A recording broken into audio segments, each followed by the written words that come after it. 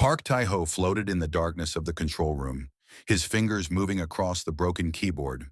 The lights above him flickered once, twice, and then went dark again. Only the soft blue glow of the emergency screens lit his face.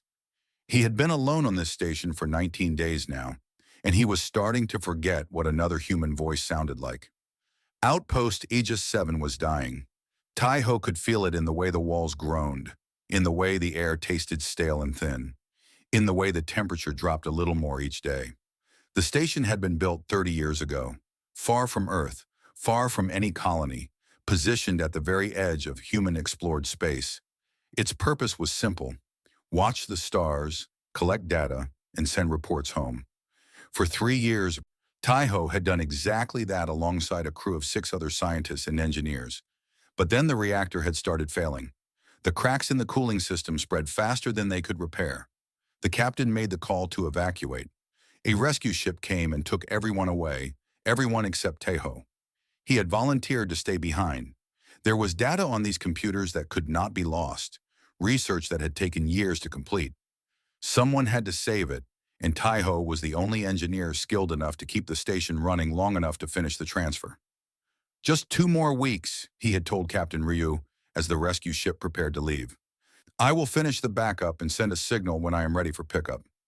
Captain Ryu had looked at him with worried eyes. The station might not last 2 weeks. Taiho, then I will work faster. That had been 19 days ago. The data transfer was complete now, stored safely on a portable drive that hung around Taiho's neck. But the station had deteriorated faster than anyone expected. The communication array had been damaged in a power surge 5 days ago. Taiho had spent every moment since then trying to repair it, surviving on emergency rations and recycled water, sleeping only when his body forced him to. Now finally the array was working again. But there was a new problem. Taiho stared at the screen in front of him. The reactor core was failing, not slowly, not gradually, but completely. The numbers on the screen told a simple story. In 6 hours, the reactor would shut down. When that happened, life support would fail. The station would become a frozen tomb drifting in empty space. 6 hours was not enough time for a human rescue ship to reach him. The nearest colony was 8 days away at maximum speed. Even if he sent a distress signal right now, help would arrive to find only his frozen body. Taiho closed his eyes and took a slow breath. The air was thin. He could feel his heart beating hard in his chest, working harder to push oxygen through his blood. He had known this might happen when he stayed behind. He had accepted the risk. But accepting death as a possibility and facing it as a certainty were 2 very different things. Think, he whispered to himself. There has to be something. He opened his eyes and looked at the communication controls. The array was working, but it was damaged. He could send a signal, but the targeting system was not reliable. The computer showed him a map of nearby space. But half the coordinates were corrupted. If he sent a distress call to the wrong location, it would fly off into empty space where no one would ever hear it. But what choice did he have? Taiho began typing.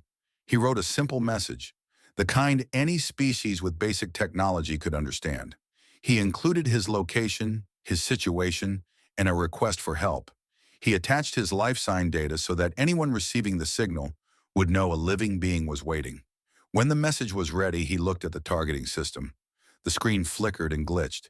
He needed to input coordinates for the signal destination, but the system was showing him options he did not recognize. Some of the coordinates were in human-explored space, but others pointed to sectors that humanity had never visited. Regions marked only with question marks and warning symbols. Taiho hesitated. He should send the signal to known human territory, even if no ship could reach him in time. At least someone would know what happened to him. At least his family would have answers. But his eyes kept drifting to those unknown coordinates. Some of them were much closer than any human colony. If there was anyone out there, anyone at all, they might be able to reach him in time. This is crazy, Taiho muttered. He had no idea what lived in those regions of space. Humanity had detected no signals from those areas, no signs of intelligent life.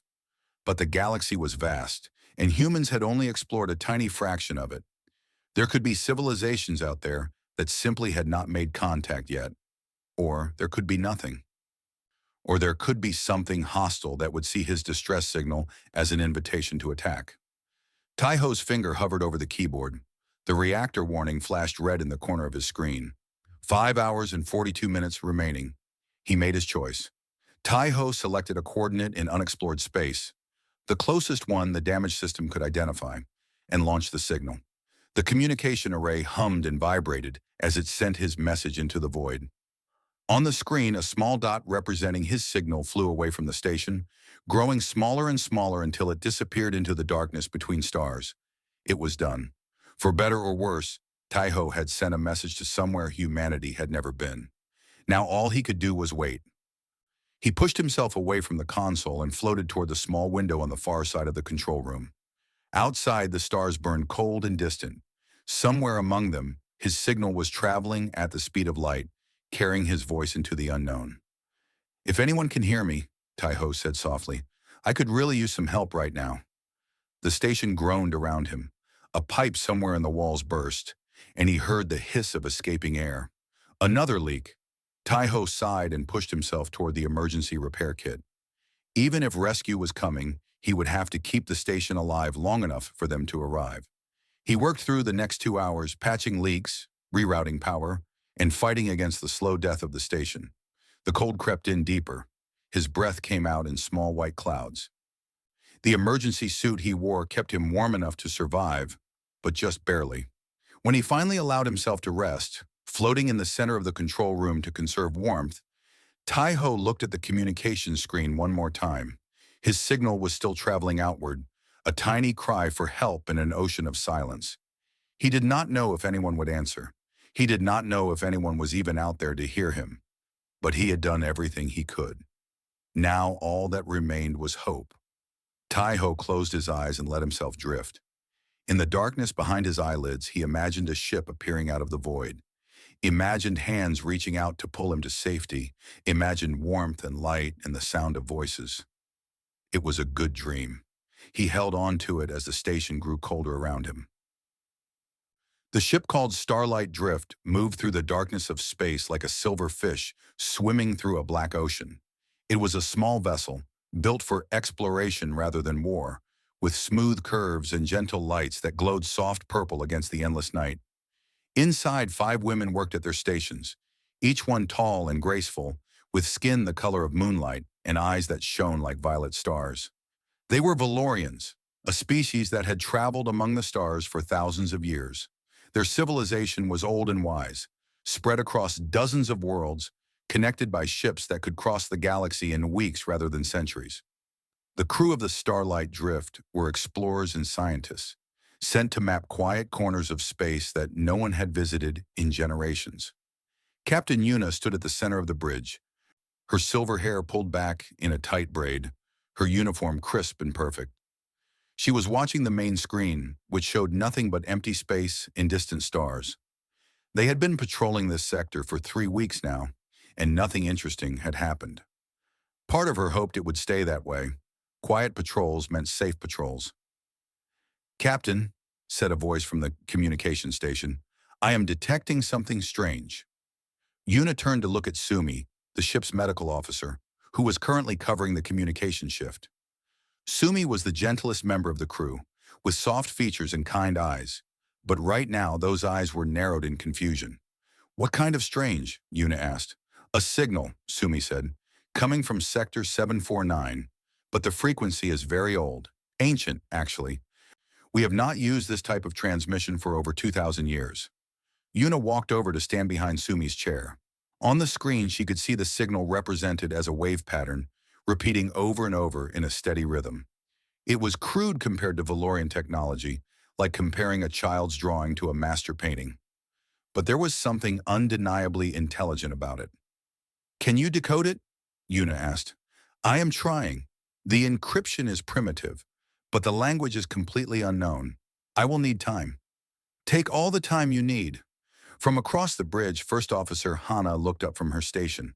She was the oldest member of the crew besides Yuna, with sharp features and sharper eyes. Nothing escaped her notice, and nothing earned her trust easily. "Captain," Hana said, her voice careful, Sector 749 borders human territory. The bridge fell silent. Every Valorian knew about humans. They were a young species, barely 1,000 years into space travel, but they had spread across their region of the galaxy with frightening speed. Stories about them varied wildly. Some said humans were brilliant inventors who could build machines from nothing.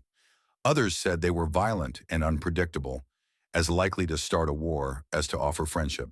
The Valorian government had chosen to avoid contact with them, watching from a distance, waiting to see what kind of species they would become. "You think this signal is from a human?" Una asked. "It is possible," Hana said. "The technology matches what we know of their capabilities. Primitive, but functional."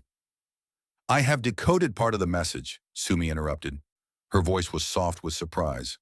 "It is a distress call, a single being, alone, requesting assistance. The message includes life sign data." She paused, reading the information on her screen. "Captain, whoever sent this signal is dying. Their oxygen levels are critical. Their heat signature is fading. If they do not receive help soon, they will not survive." Una felt something tighten in her chest. She had joined the exploration fleet because she believed in helping others, in reaching out across the darkness to offer aid. But this situation was complicated. If the signal was from a human, approaching could be dangerous. Humans were unknown, unpredictable, possibly hostile. "We should ignore it," Hana said firmly. "Our orders are to avoid contact with humans. We do not know what we would be walking into." "We would be walking into a rescue," Sumi said quietly. "Someone is dying, Hana. Does it matter what species they are?" "It matters if that species is known for violence. I have read the reports. Humans fight wars over resources, over territory, over ideas. They are dangerous." "They are also intelligent," said Jiwoo, the young pilot, spinning in her chair to face the others. She was the youngest of the crew, barely past her coming-of-age ceremony, with bright, curious eyes and an endless hunger for new experiences. "I have read about them too. They create art and music. They explore space because they want to understand the universe. That does not sound like monsters to me." "Enough," Una said, raising her hand for silence. She looked at the signal still pulsing on Sumi's screen. At the life sign data showing a single being growing weaker with every passing moment. She thought about her duty to her crew, to her government, to the rules she had sworn to follow. Then she thought about floating alone in the darkness, dying slowly, sending one last desperate cry for help into the void. "Set a course for the signal's origin," Una ordered. Hana's eyes widened. "Captain, you cannot be serious." "I am completely serious. Someone needs help, and we are close enough to provide it. I will take full responsibility for this decision. The government will not approve. They will say we risked our lives and our ship for an unknown alien." "Then let them say it." Una met Hana's eyes without flinching. "I did not become a captain to let someone die because I was afraid of what they might be. We are Valorians. We are explorers. We reach out to the unknown because we believe the universe is worth understanding." She turned to Jiwoo. "How long until we reach the signal's origin?" Jiwoo's fingers flew across her controls. "At maximum speed, 4 hours." "Then fly at maximum speed." The ship hummed as its engines powered up, pushing the starlight drift faster through the darkness. On the main screen, stars began to blur and stretch as they accelerated toward the source of the distress signal. Nuri, the ship's engineer, finally spoke from her station in the corner of the bridge. She was practical and quiet, more comfortable with machines than with people, but her voice carried weight when she chose to use it. "I have been analyzing the signal's technical specifications," Nari said. "The equipment that sent this message is damaged and old. Whoever built it used methods we consider outdated by centuries. But the repair work visible in the data is impressive. Someone kept this broken system running through skill and determination alone." "What does that tell us?" Una asked. Nari shrugged. "It tells us that whoever is waiting for us is resourceful. They did not give up, even when their technology was failing.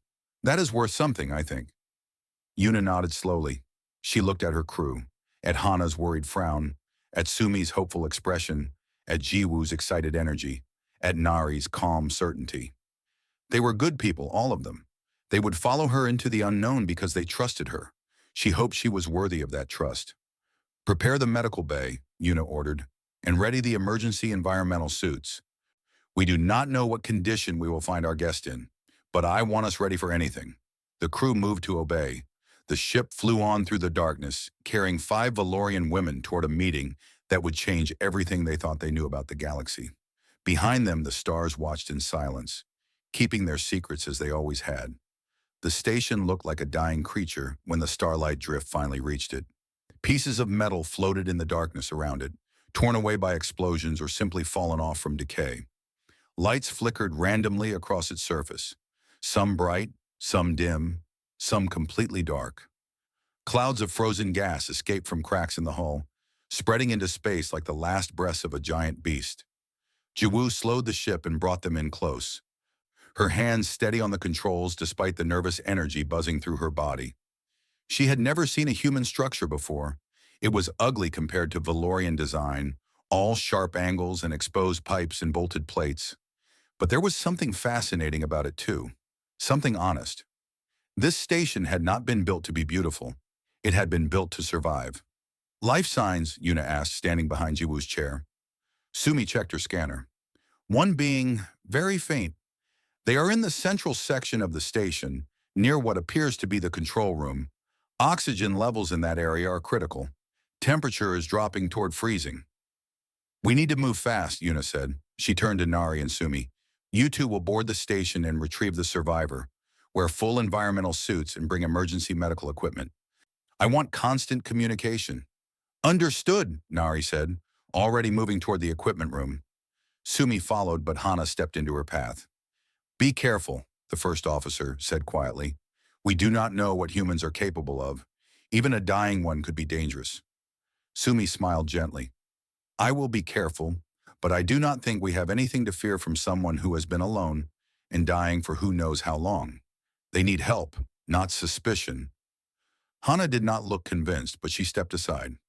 20 minutes later, Nari and Sumi stood in the airlock, sealed in their silver environmental suits, waiting for the connection to the station to complete. The starlight drift had extended a docking tube to one of the station's airlocks, creating a bridge between the two vessels. When the connection sealed and the pressure equalized, the inner door slid open. Cold air rushed in, sharp and thin. Even through her suit, Nari could feel the chill of the dying station. She activated her helmet light and stepped forward. The interior of the station was dark and silent. Emergency lights glowed weakly along the floor, creating a path of dim red that led deeper into the structure. Frost covered the walls. Ice crystals hung in the air, floating gently in the low gravity. This way, Sumi said, checking her scanner. The life signs are coming from ahead, maybe 200 meters. They moved through the station carefully, pushing themselves along handholds and floating through doorways. Nari could not help but examine the technology around her as they passed. Everything was so different from Valorian design. Wires ran along the walls in thick bundles. Pipes carried fluids from one section to another. Panels had been removed and repaired so many times that they no longer fit properly. Look at this, Nari said, pausing at a junction box. Someone had opened it and rerouted the internal wiring, using what looked like spare parts and creative thinking. This should not work. The power flow is all wrong, but somehow it does. Humans are known for this, Sumi said. They call it improvisation, making things work when they should not. Impressive, Nari admitted, though she would never say it where Hana could hear. They continued on until they reached the control room. The door was stuck halfway open, frozen in place by the cold. Nari forced it the rest of the way with her hands, the metal groaning in protest. Inside, they found him. The human was floating in the center of the room, curled into a ball, his arms wrapped around himself for warmth. He wore a thick suit that must have been designed for emergencies, but it was clearly running low on power. Frost covered his exposed face, and his skin had turned pale from the cold. His eyes were closed. Is he alive? Nari asked. Sumi moved forward and pressed her scanner against the human's chest. For a long moment there was silence. Then the scanner beeped. Alive, Sumi said, relief flooding her voice. Barely. His body temperature is dangerously low, and his oxygen levels are critical. But he is alive. Nari looked at the human with curiosity. He was smaller than she expected, shorter than any Valorian by at least a head, His skin was a warm brown color, nothing like the silver of her own people. His hair was black and cut short. His face was softer than she imagined, younger. "Help me carry him," Sumi said. "We need to get him to the ship immediately." Together, they lifted the unconscious human between them and began the journey back through the station. He weighed almost nothing in the low gravity, but Nari was careful with him anyway. She had never touched an alien before. His body felt different through her gloves, denser somehow, more solid than a Valorian would be. They made it back to the Starlight Drift without incident. Yuna met them at the airlock, her eyes widening slightly when she saw the human for the first time. "Take him to the medical bay," Yuna ordered. "Sumi, do whatever you need to do to save him." "Yes, Captain." The next 3 hours were tense. Sumi worked alone in the medical bay, using every tool and technique she knew to bring the human back from the edge of death. She warmed his body slowly, fed oxygen into his blood, repaired the damage the cold had done to his tissues. The others waited outside, watching through the window, saying nothing. Finally, the human's eyes opened. Tai-Ho woke to brightness and warmth, two things he had been certain he would never feel again. For a moment, he thought he was dreaming. Then his vision cleared, and he saw a face looking down at him. It was not a human face. The woman standing over him was tall, taller than anyone he had ever seen. Her skin was silver, smooth and gleaming like polished metal. Her eyes were large and violet, filled with an emotion he could not read. Her hair was white as snow, falling around her shoulders in soft waves. Tai-Ho blinked.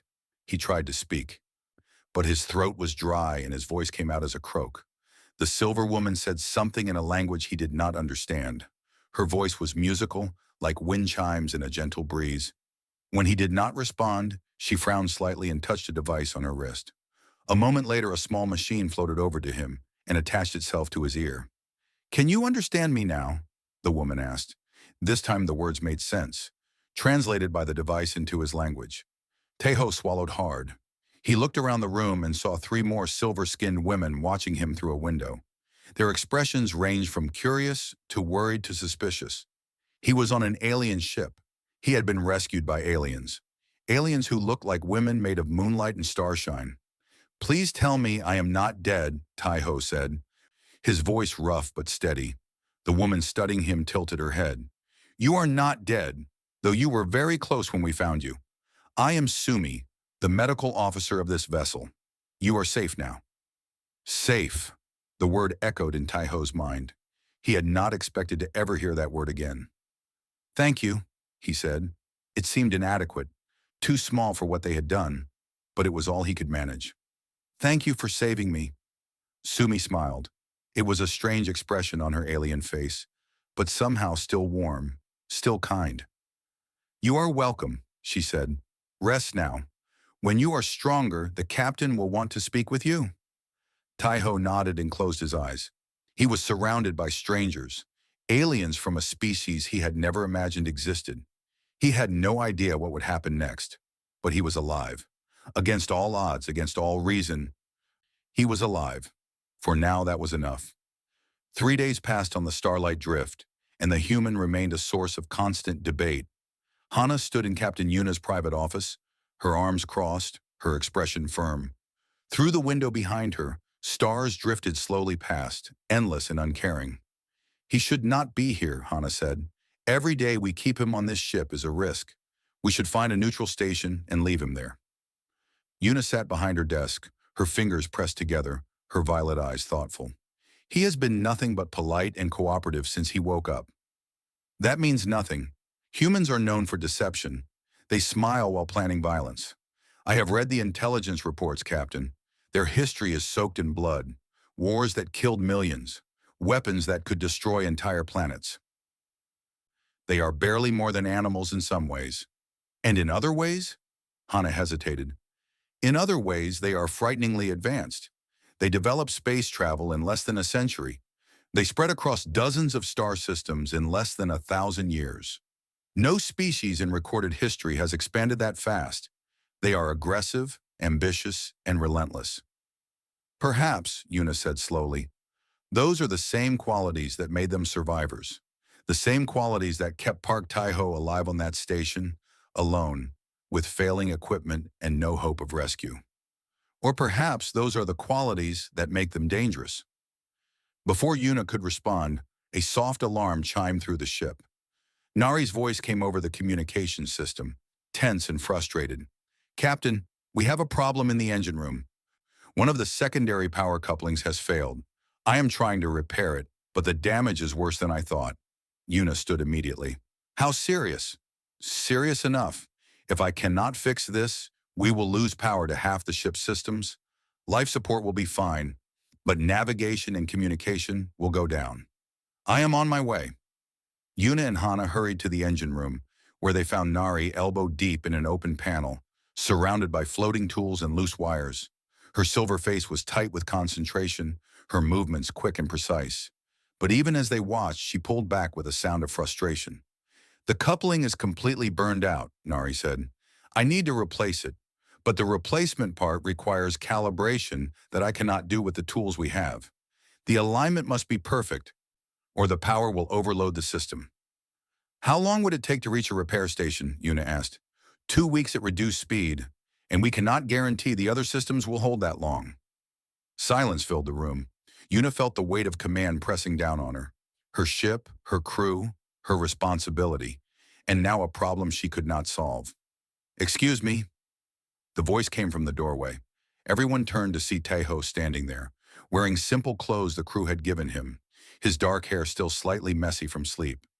He looked small compared to the Valorians, but there was something steady in his eyes, something calm. "I could not help overhearing," Taeho said carefully. "You have a power coupling problem?" Hana stepped forward, her posture tense. "This does not concern you, human. Return to your quarters."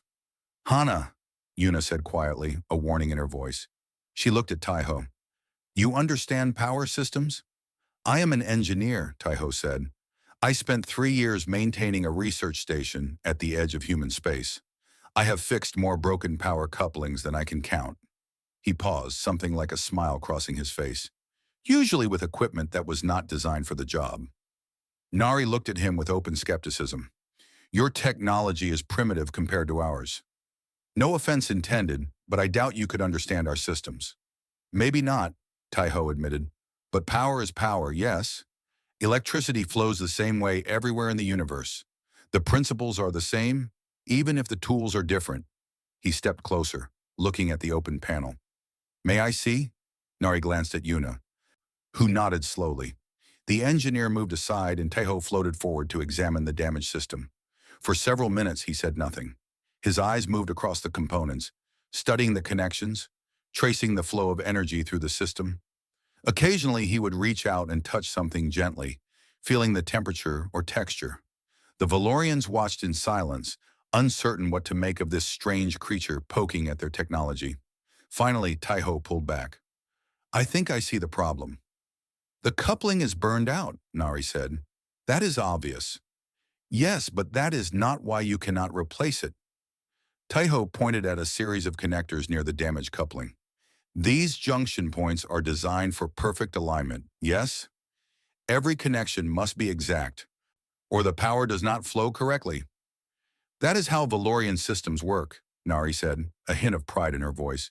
"Precision above all else. The problem is that the housing around the coupling has warped from the heat damage. Even if you put in a new coupling, the housing will not hold it in perfect alignment. The replacement will fail within hours." Nari's eyes widened. She leaned in to look where Taeho was pointing. After a moment, she made a soft sound of surprise. "You are right. I missed that. The warping is so small, but it would be enough to cause misalignment." "So what do we do?" Yuna asked. Taeho was already looking around the engine room, his mind clearly working on the problem. "You cannot fix the housing without proper equipment, but maybe you do not need to." He pointed at several other components. "What if instead of forcing the coupling to align perfectly, we reroute the power through multiple smaller channels? Each channel would carry less energy, reducing the stress on the connections. The alignment would not need to be perfect because no single channel would bear the full load."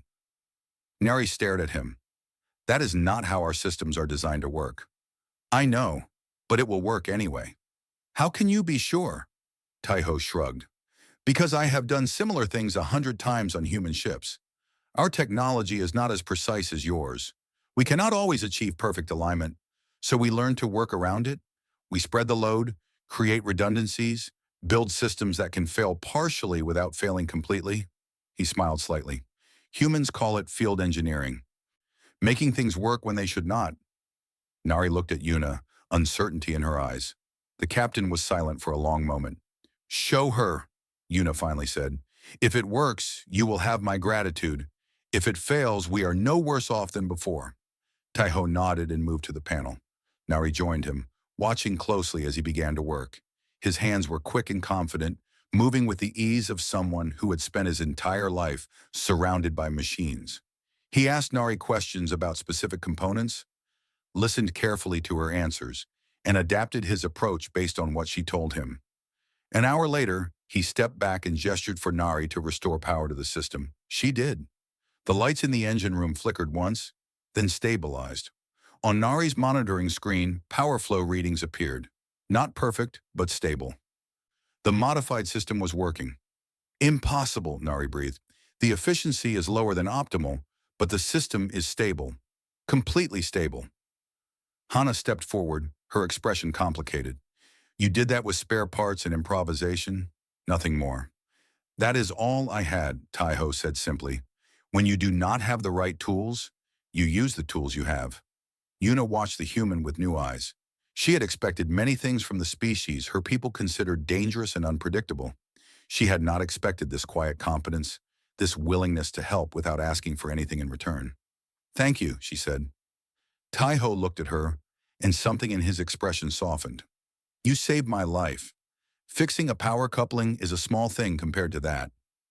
Perhaps, Yuna said, but it is appreciated nonetheless. From the doorway, Hana watched in silence. Her suspicion had not disappeared, but something else had joined it now. Something that might, in time, become respect. She was not ready to admit that yet, but she was beginning to understand why her captain had decided to answer the human's distress call. Perhaps humans were dangerous, but perhaps they were something else too. Something worth knowing. Days turned into weeks as the Starlight Drift continued its journey toward Valorian space. What had begun as a tense situation slowly transformed into something none of the crew had expected. Friendship.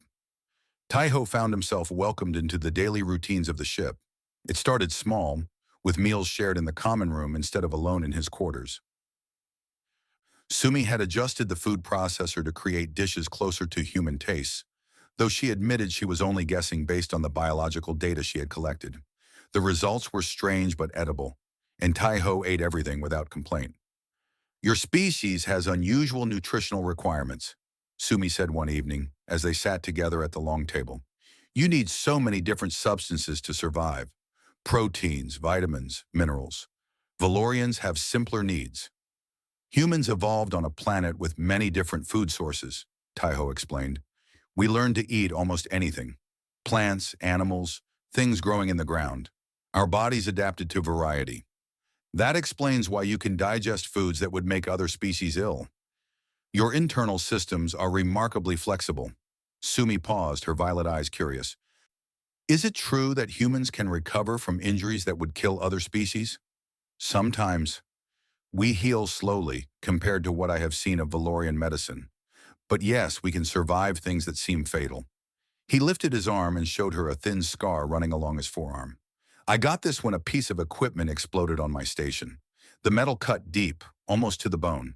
Human doctors stitched it closed, and in a few weeks I was using my arm again. Sumi reached out and gently touched the scar, her silver fingers cool against his skin. Fascinating. Your body built new tissue to close the wound. We have technology that does similar things, but your bodies do it naturally, without assistance. We are stubborn, Taiho said with a small smile. Too stubborn to die easily. At the pilot station across the room, Jiwoo had been listening to their conversation. She spun her chair around and floated over, her young face bright with interest. Tell me about Earth, she said eagerly. Your home planet. What is it like? Taiho leaned back, his eyes growing distant as he remembered. Earth is beautiful. Blue oceans that cover most of the surface. Green forests that stretch for thousands of kilometers. Mountains so tall their peaks are always covered in snow. Deserts where nothing grows and jungles where everything grows. So much variety, Jiwoo breathed. Valoria is more uniform. Our entire world is temperate, with gentle seasons and calm weather. It sounds like Earth is more dramatic. It can be. Taeho's smile faded slightly. Earth can also be dangerous. Storms that destroy cities, earthquakes that crack the ground open, floods that wash away everything in their path. Humans learn to survive by adapting to whatever our planet threw at us. That must have made you strong. It made us determined. There were times in our history when we almost destroyed ourselves. Wars, plagues, disasters. But we always found a way to keep going. Taeho paused. I think that is the most human thing of all. We refuse to give up, even when everything says we should. The conversations continued day after day. Jiwoo taught Taeho basic phrases in the Valorian language, laughing kindly when his pronunciation was wrong, celebrating when he got it right. He taught her human card games using a deck he made from scraps of paper, and she quickly became better at them than he was. Nari, despite her initial coldness, found herself seeking Taeho's company in the engine room. They would work side by side for hours, barely speaking, but the silence was comfortable rather than awkward. She showed him how Valorian technology worked, explaining principles that his people had not yet discovered. He showed her human engineering techniques, creative shortcuts that made her shake her head in disbelief. This should not function, she said one day, looking at a modification he had made to a secondary system. You have connected components that were never designed to work together. But it does function, Taeho pointed out. Yes, that is what frustrates me. But there was no real anger in her voice, just confusion and something like admiration. Even Hana's attitude began to soften, though she tried to hide it. She still watched Taeho with suspicious eyes, still questioned his presence on the ship. But when she thought no one was looking, she would observe him with something closer to curiosity than hostility. It was during the night watch, 3 weeks into the journey, that Yuna and Taeho finally had their first real conversation alone. The bridge was quiet and dark, lit only by the soft glow of control panels and the endless stars outside the windows. Yuna sat in her captain's chair, reviewing reports, when she heard footsteps behind her. "Cannot sleep?" she asked without turning around. "The schedule on this ship is different from what I am used to," Taeho said, floating to stand beside her chair. "My body has not adjusted yet. You could ask Sumi for something to help."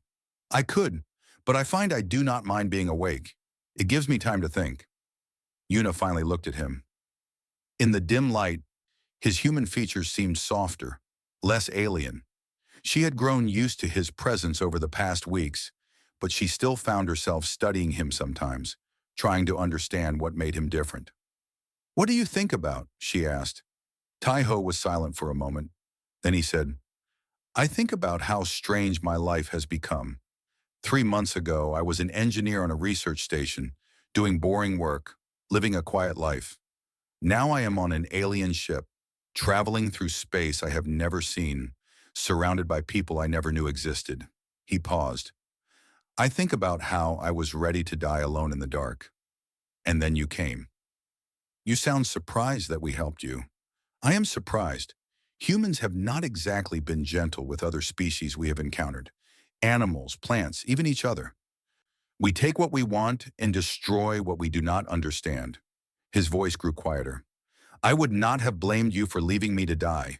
I would not have blamed you for seeing my species and deciding we were not worth saving." Yuna considered this for a long moment. Then she said, "My people have stories about humans. Most of them are frightening. They say you are violent, unpredictable, dangerous. Those stories are not wrong." "No, but they are not complete either." Yuna turned to face the stars. "In the stories, humans are monsters. But you have been on this ship for weeks, and I have not seen a monster. I have seen a man who fixes broken machines, who teaches games to my pilot, who shares meals with my crew.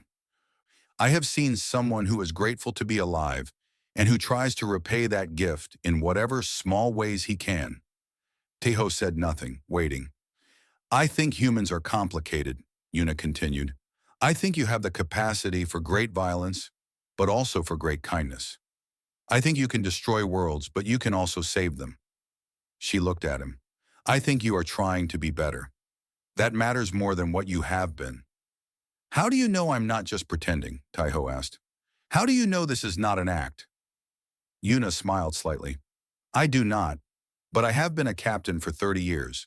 I have learned to read people, human and otherwise. When you look at my crew, I see genuine gratitude. When you work with Nari, I see genuine respect. When you talk about Earth, I see genuine love for your home. And when I look at you, the question hung in the air between them. Yuna held his gaze for a long moment, something passing between them that neither could name. When you look at me, she said softly, I see someone who is trying to understand. Someone who wants to see me clearly, not just as an alien captain, but as a person. She paused. I see the same thing when I look at you. The stars continued their slow drift outside the windows. Somewhere in the vast darkness, the Valorian homeworld waited. And in the small bubble of warmth and light that was the starlight drift, two beings from different worlds sat together in comfortable silence, watching the universe pass them by. Neither of them knew what the future would bring, but for now, in this moment, that uncertainty did not feel frightening. It felt like hope. Jiwoo was at the pilot station when the communication system screamed to life, filling the bridge with a voice speaking rapid Valorian. Even before the translation device in his ear caught up, Taiho could hear the fear in that voice, the desperation. This is the cargo vessel Silver Dawn, the voice cried. We are under attack. Repeat, we are under attack. Keth raiders have disabled our engines. They are demanding our cargo and our crew. Please, anyone who can hear this, we need help. Yuna was on the bridge in seconds, her silver hair loose around her shoulders, her eyes sharp and alert despite being woken from sleep. Location? 30 minutes away at maximum speed, Jiwoo reported, her fingers already flying across the controls. How many Keth ships? Nari checked the long-range sensors. 3. Small attack craft. They are built for speed and violence, not extended combat. Hana appeared on the bridge, fully dressed and ready. Captain, we cannot engage 3 Keth raiders. The Starlight Drift has no weapons. We are an exploration vessel. I know what we are, Yuna said, her voice tight. But there are people dying out there. Valorian people. And if we go to help them, we will die too. The Keth do not take prisoners. They do not negotiate. They destroy anything that threatens them and take everything else. Taiho stood in the corner of the bridge listening. He had heard of the Keth during his time on the ship. They were a mercenary species, raiders who preyed on cargo vessels and civilian ships. They were cruel and efficient, and they had no respect for life outside their own kind. There has to be something we can do, Sumi said, her gentle voice strained with worry. We cannot just listen while they die. Yuna's hands were clenched at her sides. Taiho could see the war playing out across her face. Her duty to her crew fought against her instinct to help. Both sides were losing. Captain, Taiho said quietly. Everyone turned to look at him. I might have an idea. Hana's expression darkened. This is not your concern, human. With respect, it is. You saved my life. If there is a chance I can help save others, I need to try. He looked at Yuna. Will you hear me out? Yuna studied him for a long moment. Then she nodded. Taiho moved to a display screen and pulled up an image of the Keth ships from the sensor data. These raiders are small and fast, but that means they have limited power reserves. Their shields are strong against weapons fire, but they were not designed to handle other types of attacks. What other types? Nari asked. Electromagnetic pulses. A focused burst of electromagnetic energy would overload their systems, shut down their shields, their weapons, their engines, everything. Hana shook her head. We do not have EMP weapons. Our technology does not work that way. No, but I can build one. Silence fell over the bridge. Build one? Nari repeated. From what? From the spare parts in your engineering bay. I have built similar devices before. Taiho's eyes were focused, his mind clearly racing through calculations. Human military developed EMP technology centuries ago. It is crude compared to your weapons, but it works. The problem is the delivery method. The device needs to be detonated at close range to affect all 3 ships. Very close range. How close? Yuna asked. Taiho hesitated. close enough that whoever delivers it will be caught in the blast. The device will disable everything nearby, including the ship carrying it. That is suicide, Hana said flatly. Not if the delivery ship is recovered quickly. The EMP will not cause permanent damage. Once the pulse passes, systems can be restarted. But the window is small. Whoever delivers the device will be floating helpless in space for several minutes. Yuna's eyes met Taiho's. You are volunteering to do this. It was not a question. Taiho nodded. The cargo pods on your ship have basic life support, he said. One person could ride inside, get close enough to the Keth ships, and trigger the device manually. After the blast, you retrieve the pod before life support fails. The risk is enormous, Sumi said. If anything goes wrong, if we cannot reach you in time, then I die. But the cargo ship lives. The Valorians on board live. Taiho's voice was steady. I was supposed to die weeks ago on that station. Every day since then has been borrowed time.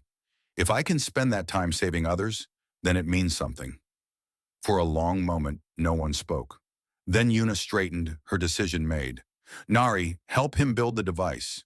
Jiwoo, plot a course to intercept the Keth raiders. Sumi, prepare the medical bay for casualties. Hana, coordinate the recovery operation. She looked at Taiho. You have 30 minutes. The next half hour was controlled chaos. Taiho and Nari worked side by side in the engineering bay, assembling components, wiring circuits, building something that should not exist from parts that were never meant to work together. Nari handed him tools before he asked for them, anticipated his needs, matched his speed. This is insane, she muttered as she watched him connect the final components. Absolutely insane. Probably, Taiho agreed, but it will work. How can you be sure? He looked at her, a small smile on his face. Because it has to. When the device was complete, Taiho climbed into the cargo pod. It was cramped and dark, barely large enough for a human body. Sumi pressed a small emergency beacon into his hand. Activate this the moment the pulse fires, she said. We will find you. Thank you, Taiho said. For everything. Jiwoo's voice came over the communication system. Approaching the combat zone, Keth ships have surrounded the Silver Dawn. They have not noticed us yet. Launch the pod, Yuna ordered. The pod shot out into space, small and dark, moving fast toward the cluster of ships ahead. Taiho watched through a tiny window as the starlight drift fell behind him. The Keth raiders grew larger, their ugly angular shapes blocking out the stars. His heart pounded in his chest. His hands were steady on the detonator. Closer, he murmured to himself. Just a little closer. The Keth detected him too late. One ship began to turn, weapons powering up, but Taiho was already in range. He pressed the button. Light exploded around him, blue, white, and blinding, a wave of energy that swept outward in all directions. The Keth ships flickered and went dark, their systems overloaded, their weapons dead. The pod's own power died at the same moment, plunging Taiho into darkness and silence. He floated in the void, alone, surrounded by disabled ships and endless stars. The cold began to seep in almost immediately. His emergency suit had maybe 10 minutes of power left. Come on, he whispered. Come on, come on. Minutes passed. The cold grew deeper. Taiho activated his beacon and prayed. Then he saw it, a light in the darkness, growing closer. The starlight drift, racing toward him, its engines burning bright against the black. The pod shuddered as a docking clamp grabbed hold. Atmosphere rushed in. Light flooded the compartment. The door opened and Hana was there, pulling him out with strong, silver hands. Her face was stern, but her eyes were wet. You stupid, brave, impossible human, she said. And then she did something no one expected. She pressed her hand over her heart. It was the Valorian gesture of deepest respect. Behind her, through the windows of the cargo bay, Taiho could see the Silver Dawn powering up again, its crew safe, its attackers drifting helpless. He could see the rest of the Starlight Drift crew gathering, their faces filled with relief and wonder. He had done it. Against all odds, he had done it. Taiho smiled and let his eyes close. He had earned his borrowed time. The Valorian homeworld appeared through the bridge windows like a dream made real. Taiho had seen images of many planets during his time as an engineer. Earth, with its blue oceans and green continents. Mars, rust-red and harsh. the ice moons of Jupiter, gleaming white against the darkness. But he had never seen anything like Valoria. The planet glowed with soft purple light, its atmosphere thick with crystals that caught the light of its twin suns and scattered it across the surface. Cities rose from the land below, elegant spires of silver and white that seemed to grow from the ground, like flowers reaching for the sky. Ships moved through the atmosphere in graceful patterns, leaving trails of light behind them. "It is beautiful," Tejo said softly. Yuna stood beside him, her silver face reflected faintly in the window glass. "It is home, Ma," she said. "I have been away for 2 years. I had forgotten how much I missed it." The descent to the surface took less than an hour. Word of what had happened with the Keith raiders had spread ahead of them. The Silver Dawn had reported the rescue to Valorian authorities, and by the time the Starlight Drift landed at the capital spaceport, a crowd was waiting. Taiho stepped off the ship to find himself surrounded by silver-skinned Valorians, hundreds of them, all staring at him with expressions ranging from curiosity to fear to wonder. He was the first human most of them had ever seen. For many, he was the first proof that the stories about humanity were not just legends. Security officers formed a protective circle around the crew, guiding them through the crowd toward a transport vehicle. Officials in formal robes approached Captain Yuna, speaking quickly in Valorian. Taiho caught fragments of the conversation through his translation device. Words like unprecedented and diplomatic implications and security concerns. "They want to question me," Taiho said quietly. "I understand." Yuna shook her head. "They want to do more than that. The High Council has been debating what to do with you since they received our initial reports. Some want to study you, others want to send you back to human space as quickly as possible. A few have even suggested imprisonment as a precaution." "What do you want?" Yuna looked at him, and something warm flickered in her violet eyes. "I want you to have a choice. After everything you have done, you deserve at least that much."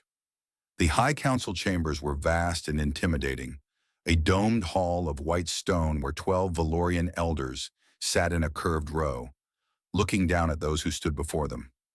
Taiho felt very small in this space, very alone, but he stood straight and kept his expression calm. The eldest council member, a woman with silver hair that fell past her waist and eyes that seemed to see everything, spoke first. "Park Taiho of Earth," she said, her voice echoing through the chamber. "You are the first human to set foot on Valorian soil.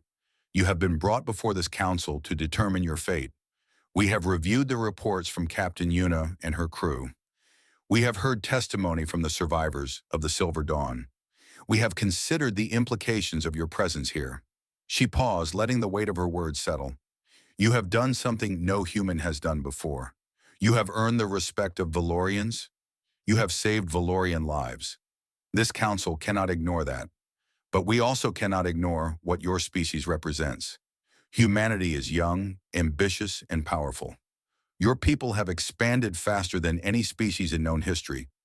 Some say you are the future. Others say you are a threat." Tejo remained silent, waiting.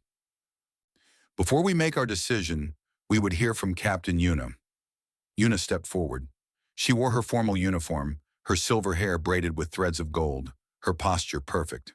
When she spoke, her voice filled the chamber. "Honored council members, I found this human dying in the darkness of space. His technology was failing. His life signs were fading. He had sent a distress signal to coordinates he chose at random, hoping someone would hear him, knowing it was almost certainly hopeless." She paused. "But he did not give up. Even when death was certain, he kept fighting. He kept hoping."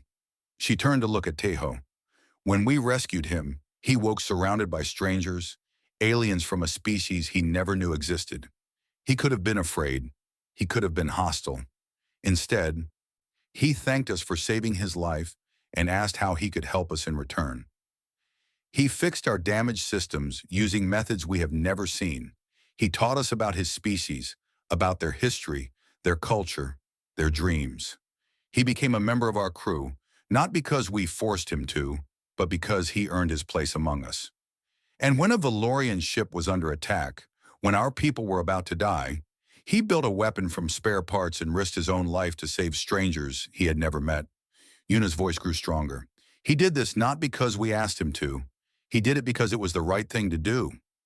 The council members exchanged glances. The eldest raised her hand for silence. Captain Yuna, what would you have us do with this human? Yuna straightened. I would ask the council to grant Park Tejo sanctuary on Valoria. I would ask that he be given the right to choose his own path. And I would ask that he be allowed to remain with my crew, if he wishes, as an advisor and a friend. Murmurs rippled through the chamber. Taiho felt his heart pounding, but he forced himself to stay calm. The council deliberated for what felt like hours. Finally, the eldest spoke again. The council has reached a decision. Park Taiho, you have shown qualities that we value in our own people. Courage, compassion, a willingness to sacrifice for others. You have proven that humans are capable of more than the stories suggest. We grant you sanctuary on Valoria. You will not be imprisoned, studied against your will, or forced to leave. You may choose your own path, go where you wish, live as you see fit. Furthermore, we offer you a position as a cultural liaison between our people and yours, the first human to formally serve alongside Valorians. If you accept, you will help build a bridge between our species. If you decline, you are free to find your own way. Tejo let out a breath he had not realized he was holding. Thank you, he said. I accept. The council session ended with formal bows and spoken ceremonies. But the true celebration happened later, on the landing pad outside the spaceport, where the crew of the Starlight Drift waited. Jiwoo cheered and threw her arms around Taiho, laughing and crying at the same time. Sumi smiled her gentle smile and pressed something into his hand, a small medical scanner calibrated for human physiology.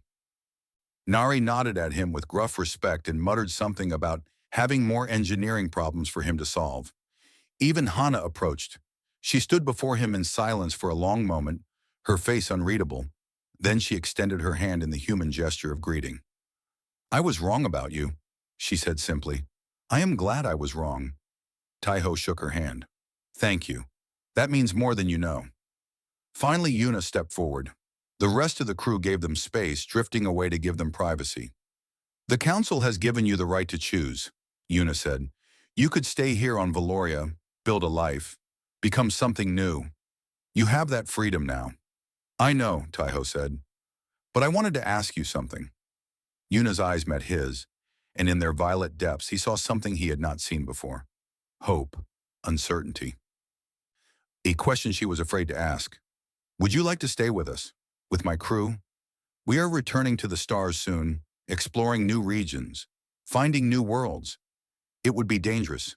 It would be difficult, but you would not be alone. Taiho looked at the silver-skinned woman who had pulled him from the void. He thought about the crew who had argued for him, fought beside him, taught him that the universe was larger and stranger and kinder than he had ever imagined. He thought about Earth, so far away now, and wondered if he would ever see it again. Then he smiled. Yes, he said, I would like that very much. Yuna's face lit up with a smile of her own, bright as starlight. Behind them, the twin suns of Valoria dipped toward the horizon, painting the sky in shades of gold and purple.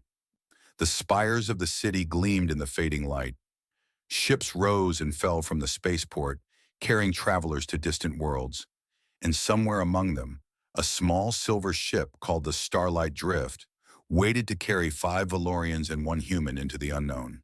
Together.